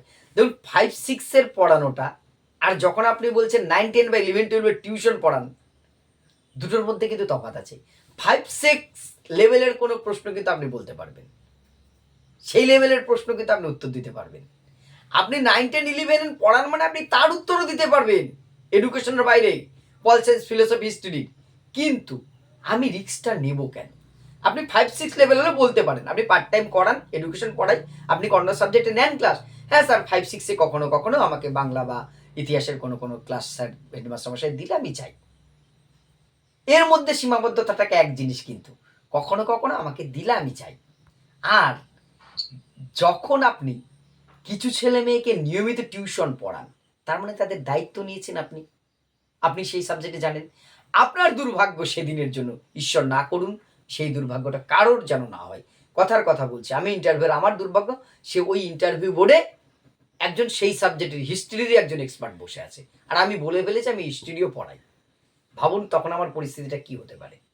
আমাকে ইতিহাসের প্রশ্নে ঘিরে ফেললো 2-3টে। কোন টপিক থেকে কোথায় প্রশ্ন নিয়ে যাবে একটা টপিকের মধ্যে থেকে বলা যাবে না। এবার আপনি তাহলে টিউশন করান, ভালো কথা। আপনি শিক্ষক বা শিক্ষিকা নির্বাচিত হওয়ার পরে এই টিউশনটা কন্টিনিউ করবেন? এক্ষেত্রে অবশ্যই তখন কিন্তু আমি কি করব না, আমি একজন শিক্ষক হিসেবে কি বা শিক্ষিকা হিসেবে কখনোই টিউশনকে, শিক্ষক বা শিক্ষিকাদের টিউশনকে সমর্থন করি না। হয়তো আপনি করেন, করলেও কোনো সরকারি নীতির বিরুদ্ধে আমরা কিন্তু ইন্টারভিউ বলবো না, এটা মাথায় রাখবেন। আপনার যে কোনো সরকারি প্রকল্প আপনার পছন্দ নাই হতে পারে, রাজনৈতিকভাবে আমার মানসিকতা, আমি কোনো একটি বিশেষ রাজনৈতিক দলের সমর্থক হতে পারি, বিরোধী হতে পারে, সেটা আপনার ভেতরে থাক। ইন্টারভিউ আমি টিউশনটাকে বন্ধ করব। আমি আমার ছাত্রছাত্রীদের জন্যই যতটা সম্ভব ক্লাসরুমে তাদের যতটা দেওয়া সম্ভব বা বিদ্যালয়ের ভেতরে আমি দিতে পারি। তাদের যেন শুধু আমার কাছে নয়, তাদের যেন প্রাইভেট টিউশনের প্রয়োজন না হয়, আমি সেটা সচেষ্ট হব। বিদ্যালয়েই বা স্কুলেই যাতে তারা সমস্ত সুবিধাটা পেতে পারে। তাহলে সরকারিভাবে যে নীতিটা আছে শিক্ষক শিক্ষিকাদের টিউশন বন্ধ, সেটাকে আপনি সমর্থন করছেন? অবশ্যই হ্যাঁ, সমর্থন করছি। কারণ সরকারি সিস্টেমটা আমাদের রাজ্যে যথেষ্ট উন্নত। নিয়মিত যদি কোনো শিক্ষার্থীরা স্কুলে নিয়মিত ক্লাস করেন, তাহলে তাদের প্রথমত প্রাইভেট টিউশনের প্রয়োজন নেই। যদিও বা প্রয়োজন থাকে, তার জন্য যে বেকার ছেলেমেয়েরা করাচ্ছে তারাই এটার জন্য মানে প্রথমত আমি কিন্তু সিস্টেমটাই চাইবো না, প্রাইভেট টিউশনটা করলেও সেটা বেকার ছেলেমেয়েরা করুক। আমার শিক্ষক হিসেবে এই নীতির সাথে আমি থাকছি না। ইন সার্ভিসদের কেমন কোশ্চেন হবে যদি বলে স্যার, বলবো, নিশ্চয়ই বলবো স্যার। ঠিক আছে, এই বিষয়গুলো ক্ষেত্রে কিন্তু আপনাকে একদম ক্লিয়ার। এছাড়া যেমন আরও কিছু সরকারি নীতি আছে, শাস্তিদান, মিড ডে মিল, এই সমস্তভাবে আপনাকে কিন্তু টোপ দিতে পারে। স্যার ইন্টারভিউ বোর্ডে কোন কোন এডুকেশনাল সার্টিফিকেট, হ্যাঁ সার্টিফিকেট আমি একটি ভিডিওতে বলেছি, আমি আজকে বলছি আবার দাঁড়ান। ফলে আপনাকে কিন্তু, আমি না কোশ্চেন একটু জিজ্ঞেস করবো? হ্যাঁ বলুন। স্যার, আমাকে জিজ্ঞেস করছিলেন একজন, বলছিলেন যে আপনার সাবজেক্ট তো এডুকেশন, এই এডুকেশনে শিক্ষকতা ছাড়া আর কোন পেশায় আপনি যেতে পারবেন, বা আপনার স্টুডেন্টরা যদি আপনাকে জিজ্ঞেস করে তাদের আপনি কি সাজেস্ট করবেন? স্যার আমি বলেছি সাইকোলজিস্ট হওয়া যায়, এছাড়া স্যার আর কি হওয়া যায়? সাইকোলজিস্ট হতে পারে, আপনি কেরিয়ার কাউন্সিলর হতে পারেন, তারপরে মানে কেরিয়ার কাউন্সিলর, এটাই তো এডুকেশনাল কাউন্সিলর বলা চলে। ঠিক আছে, তারপর এনজিও গুলোতে করা যেতে পারে, হ্যাঁ একটা কিছু আছে। হ্যাঁ হ্যাঁ, এই বিভিন্ন এনজিওর শিক্ষামূলক বিভিন্ন যে কাজগুলো হয়, সে সমস্ত এনজিও সরকারি বেসরকারি, সে সমস্ত ক্ষেত্রে আমি কাজ করতে পারি। ঠিক আছে, এই সমস্ত স্কোপগুলো কিন্তু রয়েছে আমাদের শিক্ষকতার বাইরেও। আর শিক্ষকতাও শুধু স্কুল নয়, আপনি এটাও তো অবশ্যই স্কুলের বাইরে কলেজ, বিশ্ববিদ্যালয়, এর বাইরে বিএড কলেজ, এমএড কলেজ, সমস্ত জায়গাতেই কিন্তু এডুকেশন সাবজেক্টের একটা ডিমান্ড রয়েছে।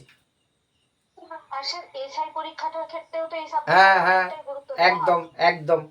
এসআই মানে শিক্ষা প্রশাসনেও কিন্তু এটা গুরুত্বপূর্ণ। কারণ এসআই পোস্টটা তো শিক্ষা প্রশাসক।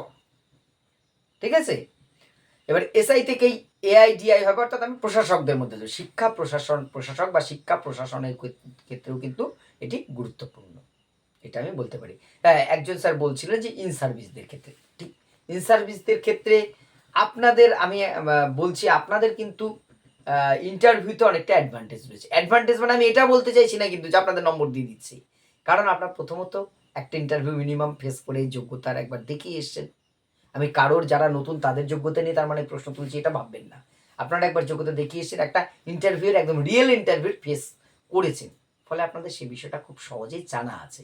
আপনাদের পঠন পাঠন সম্পর্কিত, আপনাদের কিন্তু বিদ্যালয় পরিচালন সম্পর্কিত কিছু প্রশ্ন আসতে পারে।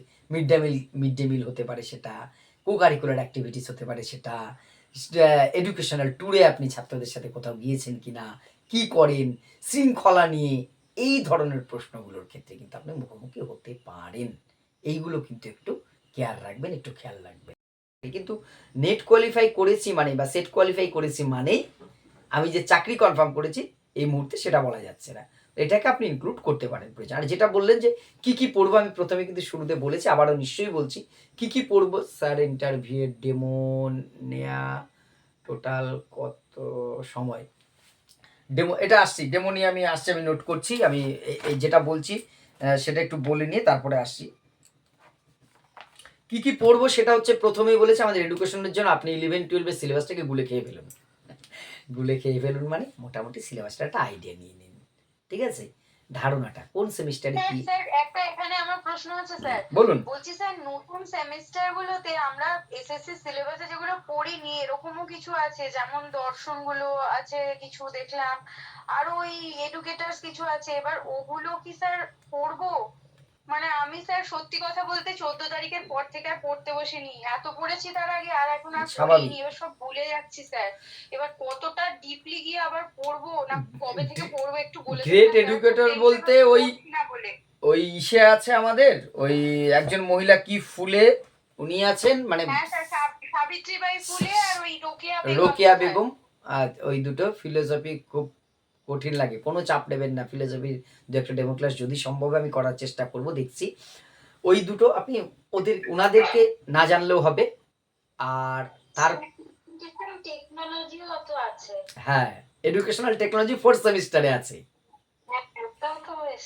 টেকনোলজিটা আমাদের একদম ঠিক বলেছেন, টেকনোলজিটা আমাদের এসএসসি সিলেবাসে ছিল না, কিন্তু মাস্টার্সে নিশ্চয়ই ছিল। হ্যাঁ, মাস্টার্সে ছিল টেকনোলজিটা। স্যার ডেমো ক্লাসগুলো শুরু করাটা নিয়ে একটু সমস্যা হচ্ছে, কিছুটা টপিক ইন্টারাকশনগুলো একটু ধরে আলোচনা করে নিশ্চয়ই ডেমো নিয়ে আমি লাইভ আলোচনা করব, আপনাদের কোশ্চেন নেব, সেই অনুযায়ী সমাধান করার চেষ্টা করব। স্যার আমার বাড়িতে 1 বা 2 দিন কি অফলাইন ক্লাস সম্ভব হবে না। হ্যাঁ, দেখুন আপনারা আলিপুরদুয়ার থেকে কাকদ্বীপ বিভিন্ন জায়গার আছেন, আমিও একটা প্রত্যন্ত গ্রামে থাকি, মানে কমিউনিকেশন সেরকম করার মানে অফলাইন হলে ভালো হতো, আমার পক্ষেও ভালো হতো। এই যে ভার্চুয়ালি কথা না বলে যদি আপনাদের সামনাসামনি আমি বলতে পারতাম, সামনাসামনি হাতে কলমে, আমি অনেক শিখতে পারতাম। আমি শেখাতে কিন্তু আসিনি, আগে প্রথম থেকে আমি একটা কথা বলেছি, আমি কিন্তু শেখানোর কেউ নই, অতটা যোগ্যতা আমার নেই যে আপনাদের মতন MA BEd করে শিক্ষক শিক্ষিকা তাদের আমি শেখাবো। আমিও শিখছি আপনাদের কাছ থেকে, প্রতিনিয়ত শিখছি। প্রতিটা এই 1-1.5 মাস আমি আপনাদের কাছ থেকে অনেক কিছু শিখবো। জাস্ট এর একটা আলোচনা, আমি ডেমনস্ট্রেশন নিয়েও আসবো। স্যার রুটিন অনুযায়ী হবে তো, রুটিনটা দেবেন? হ্যাঁ, রুটিন বলছি। এবারে যেখানটায় স্যার ইন্টারভিউয়ের আগে কিন্তু একদিন আপনার, আচ্ছা দেখা যাবে তখন। এবার যে জায়গাটা ছিলাম, একজন হচ্ছে ডেমো কত সময়ের হবে, এটা নিয়ে আমি অনেকবার ভিডিওতে বলেছি, সেই ভিডিওর বলাটা থাক, আমার তো এখানে বলবোই, আপনাদের সাথে ডেমো নিয়ে আলাদা ক্লাসের সময় বলবো। প্রশ্নটা যেহেতু তুললেন, ডেমনস্ট্রেশনটা আপনার 2-3 মিনিটের বেশি দেখবে না, তাহলে ক্লাসটাকে আমি 2-3 মিনিটে রেডি করে যাব না, ক্লাস মিনিমাম 10 মিনিটে রেডি করতে হবে। ভালো লেগে গেলে আপনার ক্লাস বা কোনো কারণেই আপনাকে কন্টিনিউ করতে বলছে, থামতে বলছে না, এবার আপনি একটা 4 মিনিটের ক্লাস রেডি করে নিয়ে গেছেন, ব্যাস আপনি কি করবেন? স্যার আমার হয়ে গেছে, সেটা তো সম্ভব নয়। আপনাকে যতক্ষণ, তাহলে কি করতে হবে, মূল বিষয়টাকে 2 থেকে 2.5 মিনিট, ম্যাক্সিমাম 3 মিনিটের মধ্যে কিন্তু চেষ্টা করতে হবে আমি উপস্থাপন করে নেব। 1 মিনিটের মধ্যে আমি টপিকে ঢুকবো, ঢুকে ওইটুকুর মধ্যে বাকি 1-1.5-2 মিনিটের মধ্যে এমন কিছু বলবো যাতে আমি দুধের শটটাকে আগেই হাতে নিয়ে নিয়েছি, অর্থাৎ দুধ খাই না খাই আমি একটা মেন জিনিস মাখন বা শটটাকে আমি কিন্তু পেয়ে নিয়েছি। অর্থাৎ আমি যে জানি আমি পড়াতে পারি, প্রথম 2-2.5 ম্যাক্সিমাম 3 মিনিট, 3 মিনিটও নেব না, তার মধ্যে কিন্তু আমি বুঝিয়ে দেব। এবার আমাকে বসতে বললে বসে পড়বো, আমি কিন্তু মূল টপিক বলে দিয়েছি। আর যদি না বসতে পারি আমি কন্টিনিউ করবো, আমার তো রেডি করা আছে ক্লাসটা। আমি কাল্পনিক প্রশ্ন করব, তার উত্তর আমি এক্সপ্লেন করব। কাল্পনিক প্রশ্ন কেন, আমি ছাত্রদের প্রশ্ন করব, কোশ্চেন আনসার। যদি দেখেন শেষ হয়ে গেছে ক্লাসটা, আপনি 4-5 মিনিটের বেশি আর পড়াতে পারছেন না, হতেই পারে নার্ভাস হয়ে অনেক কিছু হয়ে যেতে পারে, আপনি ভালো পড়ান তারপরেও, এবার দেখছেন আপনার মোটামুটি ক্লাস শেষ, আপনাকে এক্সপার্টরা বসতে বলেন, থামতে বলেন, আপনি কি করবেন? তখন স্ট্যাটিস্টিক্সের 1 বা 2টা দেবো আমি স্ট্যাটিস্টিক্স। আমি কয়েকদিন ছিলাম না, আউট অফ স্টেশন ছিলাম, আমার ক্লাসই দিতে পারছি না কদিন, আগে পাবেন না আপনারা। এবারে সেখানে তখন কি করতে হবে, কাল্পনিক প্রশ্ন। আচ্ছা তাহলে অপানুবর্তন, এই যে অনুবর্তন কমপ্লিট করেছেন, অনুবর্তনের হ্রাস পাওয়াটাকে কি বলে বলছিলাম, অপানুবর্তন।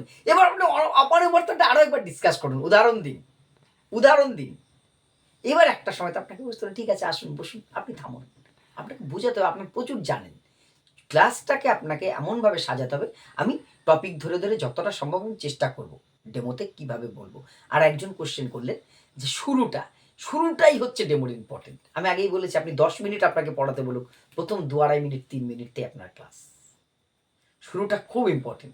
একটা আমাদের এডুকেশনে কিন্তু বাস্তব উদাহরণ মাস্ট।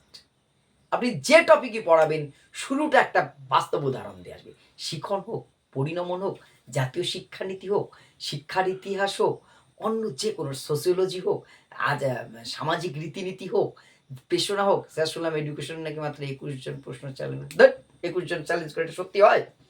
কোনোদিন না, আমার গ্রুপ থেকেই তো কয়েকশো জনা চ্যালেঞ্জ করেছে। এটা যেখান থেকে শুনুন না কেন, সর্বৈব মিথ্যা। আমাদের যে SLST যে আমাদের গ্রুপ আছে 700-র উপরে মেম্বার, সেখানে কয়েকশো জনা চ্যালেঞ্জ করেছে, নিশ্চিত থাকুন। 21টা প্রশ্ন সেটা হতে পারে, 21টা প্রশ্ন সেটা হতে পারে, 21 জন আমি পড়েছি, 21 জন করেছে এটা কখনোই ঠিক নয়। 21টা প্রশ্ন হতে পারে। দেখুন 21টা প্রশ্ন কে বা কারা 21টা প্রশ্ন কি করে ওখান থেকে খুঁজে পেলো আমি জানি না। হ্যাঁ, আপনি টপিকটা ঢোকার আগে একটা উদাহরণ দিয়ে শুরু করে ডাইরেক্ট টপিকে ঢুকবেন না। বাংলায় শুরু করা যায়। আমি আজকে এই গল্পটা পড়াবো। আমাদের এডুকেশন হচ্ছে বাস্তব সম্পর্কিত প্রশ্ন।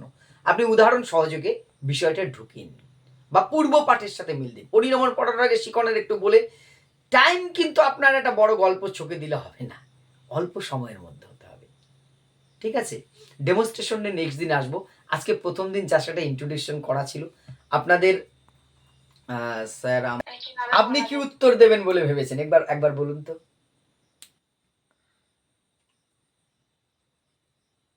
আপনাকে যদি বলে আপনি কি উত্তর দেবেন কোনো প্রিপারেশন ছাড়া, বলুন। ভাবিনি, কিন্তু এক্ষুনি যেটা মনে হলো যে আমি এরকম হয়তো বলতে পারি মনে হচ্ছে যে স্যার যদি আমি কলেজে যাই তাহলে সেটাও আমি শিক্ষকতা পেশার সঙ্গেই যুক্ত থাকবো, এবং সেই ক্ষেত্রে আমার মনে হয় যে আমি আমার নলেজ এরিয়াটাকে বাড়াতে পারবো, কারণ সেখানে রিসার্চের অনেক কাজ থাকবে যার জন্য আমি আরো আমার সাবজেক্টকে কন্ট্রিবিউট করতে পারবো। এবং সেই সাথে আমি সাবজেক্টে কন্ট্রিবিউট করতে পারছি মানে আমি সব দিক থেকে স্টুডেন্টসকে হেল্প করতে পারছি বা আমার অবদান রাখতে পারছি। তো সেই ক্ষেত্রে আমি যদি পাই তাহলে আমার যেতে যাব, এরকম বলতে পারি হয়তো। স্যার আপনার কি মনে হয় না, একটু বলে দিতেন যেরকম। এটা বলা যেতেই পারে, আপনি যেটা বলছেন এটা বলা যেতে পারে। দেখুন এক্ষেত্রে না দুটো অপশন হতে পারে। আমিও এই মুহূর্তে আপনাকে 100% বলতে পারছি না এর মধ্যে কোনটা বেটার। এক হতে পারে আপনি যেটা বললেন যে আমি চলে যাব সুযোগ পেলে, একদম সঠিক উত্তর। আরেকটা কিন্তু এমনও হতে পারে, যদিও কথাটা আমার একটু মিথ্যে মিথ্যে হয়ে যায় না, যে না আমি শিক্ষকতাটারই স্বপ্ন দেখেছি, আমি এই পেশাতেই থাকতে চাই, যেহেতু আমি স্কুলেই থেকে যাব। কিন্তু এইটা একটা উত্তর হতে পারে। কারণ কি আমি একটা পোস্ট নিয়ে ভ্যাকান্ট আবার সেই পোস্টটাকে ছেড়ে দিয়ে চলে যাবো, এটা কেমন দেখায়। কিন্তু সে উত্তরটার থেকে বোধহয় আপনার উত্তরটাই বেটার হবে। কারণ সেক্ষেত্রে প্রশ্ন আসবে যে আপনি মানে কথাটা একটু মিথ্যে মনে হচ্ছে, আমি কলেজে সুযোগ পেয়ে আমি স্কুলেই থেকে যাব, এটা হয়তো একটু বিশ্বাসযোগ্য হবে না, তাই তো? যাই হোক না, আমি স্কুলে চাকরি পেলে আর ছাড়বো না, কলেজে যাব না, এটাও বলা যেতে পারে। কিন্তু এইবার আপনি চলে যাবেন, এটা আপনি যে অ্যান্সারটা বললেন এটাই মনে হয় পারফেক্ট হবে, যে সুযোগ পেলে তো তখন দেবো। তবে এই মুহূর্তে আমার যেহেতু স্বপ্ন শিক্ষকতা, আমি স্কুল হোক, স্কুলটাকে প্রেফার করছি বা এটাকেই যদি পেয়ে যাই আমি এইটাই কিন্তু যোগদান করবো, এবং সেটা আমি নিষ্ঠার সাথে মানে সিনসিয়ারলি আমি কাজটা করব, এটাই আপনি বলে দিন। ঠিক আছে sir, thank you so much. Okay. Sir বলছি যে যখন আমাদেরকে জিজ্ঞাসা করবে যে আপনার সম্পর্কে কিছু বলুন, এই কোশ্চেনটা জিজ্ঞাসা করলে আমি বলবো যে আমি নেট সেট পাস, তখন কি বলবো? একদম তখনই একমাত্র এগুলো বলার উপায়। আপনি আচ্ছা। টিউশন করেন, প্রাইভেট স্কুলে পড়ান, অন্য যা কিছু করেন, আপনার কোনো যদি এক্সট্রা কারিকুলার থাকে সেই বিষয় নিয়ে আপনি বলতে পারেন। ঠিক আছে? স্যার আপনি আপনি যেরকমটা বললেন একবার যে সবাইকে এই কোশ্চেনটা জিজ্ঞাসা করা হয় না স্যার। না, সবাইকে করে না। আমি যে বললাম যে যেটা আমার বলার সুযোগ নেই, আমি সুযোগ পেলে তবেই বলবো, জোর করে বলবো না। ওই ফেসবুকে ট্যাগ করে দেওয়ার মতো নন্নার গলায় আমার ছবি ঝুলিয়ে দেবো না। ঠিক আছে স্যার, থ্যাংক ইউ। হ্যাঁ, আচ্ছা, প্রথম দিন ক্লাসটা আর বেশি দূর বাড়াচ্ছি না। আর তিনি হয়তো নেই আজকে। আমি আমি জাস্ট আজকেই গত রাতে পুরী থেকে ফিরলাম। পুরীতে আমাদের একজনের সাথে দেখা হয়েছিল, আমাদের এই ক্লাসেরই একজন। স্যার স্কুল রিলেটেড সব কোশ্চেনগুলি আচ্ছা দেব, চেষ্টা করব। একজনের সাথে দেখা হয়েছিল পুরীর বিচে। হ্যাঁ স্যার আমার একটা কোয়েশ্চেন আছে যে যদি বলে যে তুমি এখন বর্তমানে কি করছো, তখন আমি বলবো যে আমি এখন একটা ইয়েতে পড়াই, বিএড কলেজে পড়াই। তো এটা কি বলা উচিত হবে নাকি মানে আমি বলবো যে আমি এমনি মানে আছি? এমনি বিএড আছেন, কলেজটাকে বলা উচিত? এমনি থাকার চেয়ে বিএড কলেজটা বলাটা তো ভালো, কেন উচিত নয়? আপনার শিক্ষকতার অভিজ্ঞতা রয়েছে, বলা উচিত। অবশ্যই অবশ্যই বলবেন, অবশ্যই বলবেন। তাহলে স্যার যদি এরকম কোয়েশ্চেন করে, আপনি তো একটা কলেজে পড়াচ্ছেন, তাহলে আপনার আবার কেন স্কুলে আসার? এটা তো সহজ, খুব সহজ অ্যান্সার হয়ে গেল এটা। আমরা এই একই, মানে আমিও চাইছি না যে বলতে, তখন ওরা হয়তো ভাবতে পারে যে একটা চাকরি করছে। না না না না, আপনি একটা বেসরকারি বিএড কলেজে পড়ান, স্যার আমার ওখানে চাকরির নিরাপত্তা নেই, কোনো সুযোগ। হ্যাঁ হ্যাঁ আপনি তো সহজ উত্তর আছে এটা, আপনার ওখানে চাকরির নিরাপত্তা নেই, আর আমি এখানে রাজ্য সরকারের একটি সাহায্যপ্রাপ্ত স্কুলে আসবো। এখন বিএড কলেজের অবস্থা খুবই খারাপ। হ্যাঁ, আপনি এটা আপনার কোনো মাইনাস হওয়ার কিছু নেই। স্যার আপনার কাছে প্রাইমারির জন্য ডেমোটাও তো হয়ে যাবে, তাই একটু বলবেন। আমি ইন জেনারেল করবো, এতে যদি উপকার হয় দেখবেন আমি আছি। আজকে প্রথম দিন ক্লাসটা আর বাড়াচ্ছেন, আমরা ক্লাসটা কিন্তু বুধবার করব না, যেটা বলার ক্লাসটা আমরা রবিবার করেই করব। এবার যদি দেখি ইন্টারভিউর ডেট চলে আসলো, খুব তাড়াতাড়ি হয়ে গেল, আমাদের আরও কিছু কাজ বাকি রয়ে গেল, তখন প্রয়োজনে আমি এক্সট্রা ডেট নেবো আরও, ঠিক আছে? আর রবিবার এই টাইমটাই থাকবে নাকি? এনসিটি সার্টিফিকেটটা একটু বলবেন। এনসিটি এটা তো আপনার বিএড কলেজেই আপনাকে যোগাযোগ করতে হবে। আপনি যে কলেজে পড়েছেন সেই কলেজ অথবা ইউনিভার্সিটিতে, কলেজ থেকেই কিন্তু আপনাকে এই বিষয়ে হেল্প করবে। আপনাকে সার্টিফিকেট আপনার লাগবে। এই টাইমটা হলেই সুবিধা হয়। মোটামুটি 7:30টায় রাখছি তাহলে, ঠিক আছে? চেঞ্জ করলে ভালো হয় বলছেন, চেঞ্জ বলতে বলুন 10-15 মিনিট এদিক সেদিক করা যায়। সার্টিফিকেট নিয়ে যাওয়ার ওখানে প্রয়োজন নেই, কিন্তু কিন্তু সাথে রাখলেও কোনো অসুবিধা নেই, নিয়ে যান, ফাইলে নিয়ে যান। এই টাইমটাই ভালো হয়, 7:30টা। 8টা থেকে করুন না স্যার। 8টায়? হ্যাঁ স্যার, একটু 8টা থেকে করলে ভালো হয়, একটু পড়ানো থাকে, 8টা থেকে করলে একটু ভালো হয়। রোববার 8টায়? অনেকেই 8টার কথা লিখছেন, ঠিক আছে তাহলে 8টা, ওই না হলে 8টার দিকেই হোক, 10-5 মিনিট আগে পরে তাই থাকুক। আর প্রাইমারি শিক্ষকদেরকে তো আপনি বলবেন শিক্ষকতা করি, আপনি তো প্রমোশনের জন্য আসছেন, আপনি বাড়াতেই পারেন। আমি পরের দিন আবার এগুলো নিয়ে আলোচনায় আসবো। যাই হোক, জানি না প্রথম দিন ক্লাসটা আপনাদের কতটা উপকার করতে পারলাম, কতটা কাজে লাগলো, চেষ্টা করলাম। পরের দিন আমরা ডেমনস্ট্রেশন বিষয়গুলো নিয়ে একটু একটু আসবো, আস্তে আস্তে ধাপে ধাপে। টেনশন নেবেন না, নিশ্চয়ই ভালো কিছু হবে। ঠিক আছে, ভালো থাকবেন সবাই।